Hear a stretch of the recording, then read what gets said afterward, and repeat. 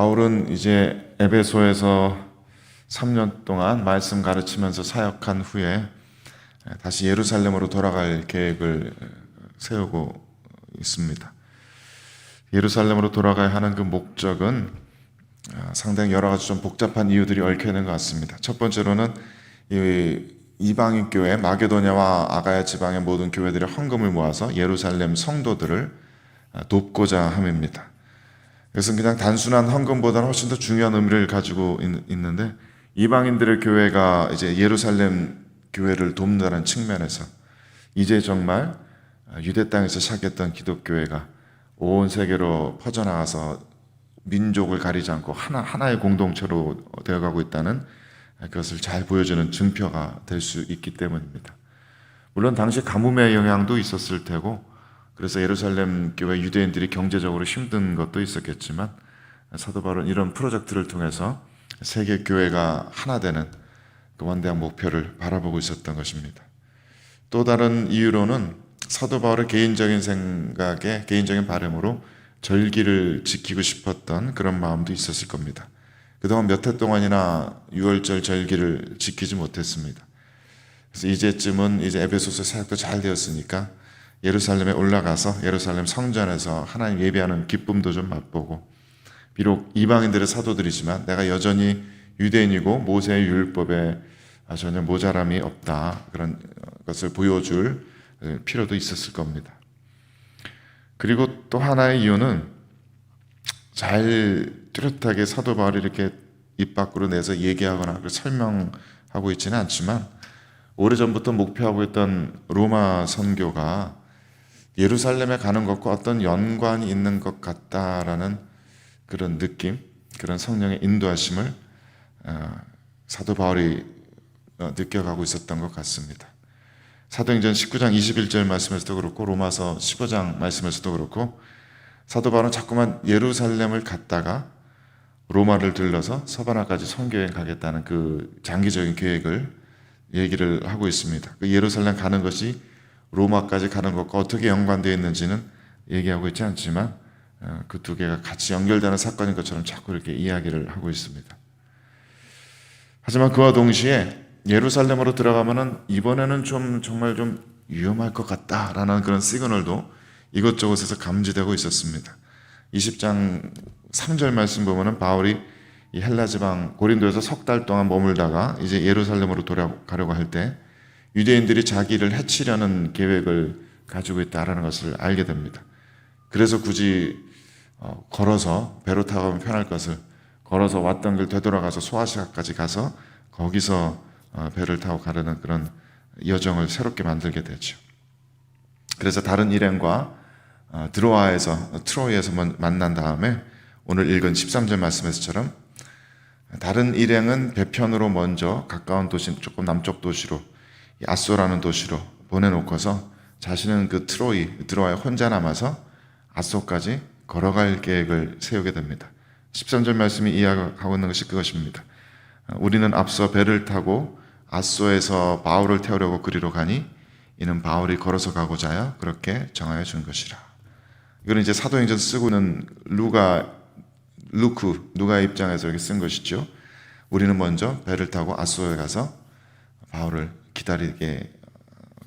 기다리도록 바울이 그렇게 이야기하였다. 바울은 걸어서 여기까지 온다고 하였다. 사실 잘 이해가 언뜻 가지 않는 부분입니다. 지금 유대인들에게 해코지 당하려는 그 계획이 온갖 여러 군데에서 있다는 걸 아는데, 그러면 되도록이면 좀 일행과 같이 다녀야 안전할 것 같은데 왜 굳이 따로 혼자 떨어져서 아소까지 걸어서 가려고 하는지 잘 모르겠습니다. 지금의 현대 지도로 찾아보면 드로에서 아소까지가 주석체계는 3, 40km 된다고 나와 있는데, 직선거리는 그럴지 모르지만 구글 맵으로 도로 찾아보면 한 60km 정도 됩니다. 차로는 50분 걸리는 거리라고 나와 있습니다. 걸어서는 13시간 걸리는 거리입니다. 또 현대 잘 닦여져 있는 도로로 가니까 그렇다는 얘기지, 이 당시 옛날 고대 시대는 길이 훨씬 더 불편했으니까 더 오래 걸렸겠죠. 지형적으로 봐도 그냥 평지는 아닙니다. 야트막한 산들을 한 2개 정도 이렇게 넘어야 되는 그런 험한 길입니다. 우리 옛날식으로 따지면 백리길이 넘는 길인데 쉽지 않은 험한 길인 것이죠. 왜 굳이 바울은 이 길을 혼자 걸어갔을까 싶은데, 재미난 것은 이 터키 현지에서는 드로아에서 아소까지 바울이 걸어갔던 그 길을 따라서 걸어가는 그 관광 상품이 있더라고요. 4일 동안 이 길을 천천히 걸으면서 중간중간에 쉬면서 구경도 하고 이 길을 걸었던 사도 바울의 심정을 헤아려 보는 그런 코스입니다. 그래서 인터넷에 사진도 몇 장 나와 있어서 보니까 아주 한적한 시골길입니다. 사도 바울이 이 길을 어떤 마음으로 걸었을지, 왜 이 길을 굳이 걸어가라 했을지 생각해 보게 됩니다. 아마 사도 바울은 지금 머릿속이 복잡하겠죠. 마음도 많이 무거울 겁니다. 물론 그동안 계속되는 선교사 때문에 마음이 지치고 힘든 것들도 있었겠지만 이런저런 복잡한 이유 때문에 지금 예루살렘으로 향하는 이 마음이 절대 편하지는 않았을 겁니다. 이방 땅에서 계속해서 동족 유대인들의 공격을 받아오지 않았습니까? 그런데 지금도 유대인들을 피해서, 동족을 피해서 이렇게 예루살렘으로 돌아가는 길이니까 그 마음 편하지 않을 뿐더러 그런 형편이 예루살렘 간다고 해서 전혀 나아지지 않을 것임을 너무나 쉽게 예감할 수 있는 것이죠. 이방 땅에 나와 있는 유대인들도 나를 이렇게 못 살게 구는데 유대인들 모여있는 예루살렘으로 가면 그 형편이 오죽 더하겠습니까? 더더군다나 지금 시기가 유월절 명절은 이미 늦었지만 오순절 명절에 맞춰서 예루살렘 가려고 하는 여정인데, 이방 땅에서 사도 바울의 소문을 들은 많은 유대인들도 이 절기에 맞춰서 예루살렘에 잔뜩 있을 겁니다. 분명 그곳에서도 사도 바울을 대적하는 무리들이 많이 있겠죠. 사실 그래서 저는 어제 수요예배 때도 잠깐 말씀드렸습니다만은 사도 바울이 왜 지금 꼭 예루살렘을 이렇게 고집스럽게 들어가려고 하는지 잘 이해가 가지는 않습니다. 제가 사도 바울의 일행이었다면 적극적으로 말렸을 것 같습니다. 헌금 전해주고 싶다면 그거야 그냥 저희들이 가겠습니다. 저희들한테 뭐까지 그렇게 해코지 하진 않을 테니까 저희들이 가겠습니다. 그렇게 얘기하면 되는 일 같습니다. 또 지금 함께 동행하는 이들이 여러 지역교회 대표자들이 함께 사절단 같이 이렇게 꾸려서 가고 있으니까 이들이 직접 가서 예루살렘 교회에 헌금 전해주는 것이 그 나름대로 또 의미가 있을 것 같습니다. 절기를 지킨다는 것도 그동안 몇 해 동안이나 그 절기 안 지키고 잘 살았는데 이제는 유대인뿐만 아니라 크리스찬 유대인으로서 정체성을 가지고 이방인들을 향해서 선교하고 있는 사람이 굳이 이방인들에게 그렇게 굳이 이런 모세율법 지킬 필요 없다고 설명해 왔던 사람이 굳이 그렇게 꼭 예루살렘의 절기 때문에 들어가야 하는 것이 무슨 이유 때문입니까? 잘 모르겠습니다. 로마로 선교가는 것이 큰 목표라면 그냥 거기 고린도에서 바로 옆에가 로마인데 그리로 가면 되지 굳이 왜 거꾸로 예루살렘 갔다가 거기서 이런 그 로마로 선교를 가는 그런 계획을 짜는지 도무지 이해가 가지 않습니다. 사도 바울의 마음에도 그런 갈등이 분명히 있었겠죠. 왠지 이번엔 예루살렘 들어가면 정말 위험할 것 같은데, 하지만 그러면서도 자꾸만 성령의 인도하심이 사도 바울을 강권적으로 이끌고 있는 것입니다. 오늘 우리가 읽은 22절 말씀에서도 이 에베소의 장로들을 불러다가 같이 만나서 기도하고 하는 자리에서 사도 바울이 이렇게 얘기합니다. 보라, 이제 나는 성령에 매여 예루살렘으로 가는데 거기서 무슨 일을 당할는지 알지 못하노라. 사실 이 뒤에 장로들과 만나서 하는 이야기들을 잘 읽어보면은 사도 바울이 드로아에서 아소까지 걸어가면서 어떻게 생각을 정리했는지가 너무나 잘 드러납니다. 사도 바울은 이것이 성령께서 나를 이끄시는 길이다라는 것을 너무나 잘 알고 있었습니다. 인간적인 생각에는 가지 말아야 될 이유가 너무나 많이 있지만 성령 하나님께서 나를 강권적으로 이끌고 가시기 때문에 이 길이 너무나 위험한 길일지라도 나는 가야만 한다. 그것을 너무나 잘 알고 있었습니다. 사도 바울은 지금 그렇게 성령의 강권적인 인도하심 때문에 가고 있는 중입니다. 그래서 사도 바울은 이 아소까지 걸어가는 이 길을 그런 복잡한 마음을 가지고 혼자 조용히 하나님 앞에 독대하는 마음을 가지고 이 길을 걸었던 것 같습니다. 그렇게 마음이 복잡할 때, 하나님의 뜻을 잘 분별하고 싶을 때, 하나님께서 맡겨주신 중요한 소명이 있을 때 이렇게 혼자 조용히 뒤로 물러나서 하나님 앞에 서는 것이, 사람들과 떨어진 곳에서 하나님 앞에 서서 하나님의 음성을 듣는 그 일이 우리들에게는 정말 필요하기 때문입니다.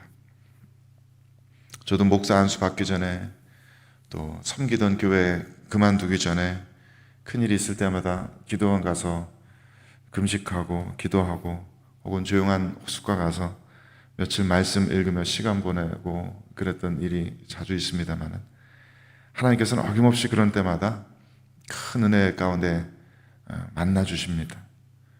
무언가를 어떻게 해야 된다고 정확하게 이렇게 알려주시기보다는 그렇게 조용히 하나님 앞에 독대하면서 시간을 오랫동안 보낼 때 하나님께서 이 흙탕물처럼 복잡했던 마음을 가라앉혀 주십니다. 하나님께 그렇게 집중하는 시간이 오래 가면 갈수록 하나님이 어떠한 분이신지, 또 내가 하나님 앞에 어떤 사람인지, 하나님께서 나에게 원하시는 바, 나에게 맡겨주시는 사명이 어떤 것인지, 그것들을 점점 또렷하게 다시 되돌아볼 수 있게 됩니다. 사도 바울이 일행과 따로 떨어져서 하루 혹은 이틀 터벅터벅 걸었던 그 시간은 지금의 사도 바울에게 가장 필요한 시간이고 또 복된 시간이었을 겁니다. 아마도 예수님께서 겟세마네 동산에서 혼자 기도하시면서 스스로를 꺾으셨던 그 시간처럼 사도 바울은 다가오는 위험을 알면서도 거기에 대한 불안한 마음들을 다 가라앉히고 주님께서 주시는 그 사명에 충실하고자 스스로를 꺾고 복종시키는 그런 시간이었을 겁니다. 그래서 이제 앗소에서 일행들과 다시 만난 뒤로는 그 다음엔 사도 바울의 여정에 거침이 없습니다. 16절 말씀이 이렇게 되어 있습니다. 바울이 아시아에서 지체하지 않기 하여 에베소를 지나 배 타고 가기로 작정하였으니 이는 될 수 있는 대로 오순절 안에 예루살렘 이르려고 급히 가미르라. 혼자 걸어오느라고 일행들을 좀 기다리게 하느라고 시간이 지체되었지만 이제는 더 이상 지체할 시간이 없는 것입니다. 이제는 가야겠다라는 분명한 결단이 섰습니다. 그 사랑하는 3년 동안 목회했던 에베소 교회 사람들 만날 시간도 아까워서 사람들 급히 보내서 교회 장로들 초청해서 밀레도에서 함께 만나기로 합니다. 그리고 이 장로님들을 만난 자리에서 사도 바울은 자신이 지금까지 어떻게 사역해왔나 하는 것을 다 이야기해 주면서 자신이 이렇게 사역했던 것과 같이 장로님들도 그렇게 교회를 섬겨줄 것을, 복음을 전해줄 것을 부탁합니다. 그리고 23절, 24절 말씀에서 사도 바울은 이 아름답고 장엄한 고백을 합니다.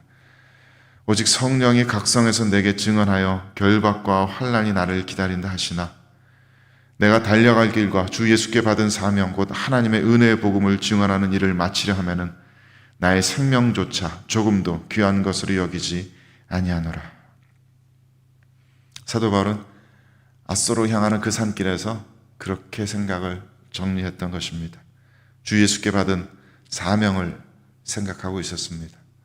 주 예수 그리스도께서 이 죄인 중에 괴수와 같은 나 같은 자를 어떻게 만나 주셨는지, 나에게 어떻게 놀라운 은혜를 부어주시고 하늘의 놀라운 진리의 비밀들을 알려주시고 나 같은 자를 이방인들을 위한 사도로 세우셔서 그동안 얼마나 숱한 장소, 숱한 사람들 앞에서 그리스도의 복음을 증거하게 하시고 사람들의 영혼을 그리스도께로 인도하는 그 일에 참여하게 하셨는지 사도 바울은 그 주님의 놀라운 은혜들을 되새겼을 것입니다. 그런 생각들을 하면서 사도 바울은 그 길을 걸었고 마음을 굳건하게 한 것입니다. 주님께 목숨을 걸어도 좋다. 주님은 나에게 그럴 만한 가치가 있는 분이시고 주님은 내 앞에 그런 위대한 영광스러운 목적을, 목표를 놓아두고 계신다. 그 길로 가자. 우리 모두에게는 이 사도 바울 같은 이런 시간들이 필요할 것입니다. 세상으로부터 한 걸음 떨어지는 시간, 사람들과 잠시 떨어져서 하나님께 집중하는 시간, 그래서 주님께 받은 은혜들을 돌이켜보고 또 앞으로 나아갈 주님께 받은 그 사명의 길을 생각해보는 그런 시간들이 우리 모든 성도들에겐 필요합니다. 아침마다 이런 기도의 시간을 가진 것도 그것 때문 아닙니까? 하루의 첫 시간 하나님 앞에 드리면서 우리들의 복잡한 생각들을 하나님께로 집중시키는 그런 생각, 그런 시간들입니다.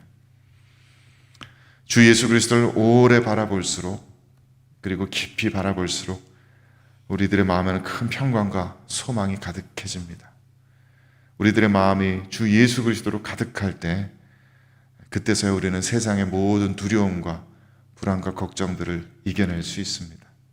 주 예수 그리스도를 바라보지 않고 세상 일을 오래 바라볼 때 우리들의 마음이 불안과 두려움과 걱정으로 가득하는 것처럼 우리는 오직 주님만을 깊이 오래 바라보아야 모든 세상 것들을 이겨낼 수 있습니다. 부디 주님께서 오늘 우리들에게 다시 그런 은혜를 베풀어 주시길 바랍니다. 이 아침에 기도하면서 주님께서 우리들의 마음에 큰 평강 주시기를 바라고, 주님을 깊이 있게 바라보면서 하루를 이겨낼 수 있는 힘을 오늘 공급받을 수 있게 되기를 주님의 이름으로 축원드립니다. 함께 기도하겠습니다. 하나님 아버지, 오늘 하루를 살아내야 할 시간들을 앞두고서 주님 앞에 서는 이 귀한 시간 주셔서 감사합니다. 오늘 하루 각자의 가정에서, 또 직장에서, 각자의 일터에서 복잡한 세상과 맞닥뜨려야 할 텐데, 수많은 사람들 속에서 그리스도의 사람으로서 살아내야 하는 영적인 전쟁을 또 치러야 할 텐데, 이 시간에 주님 앞에 서서 주님의 은혜를 구합니다.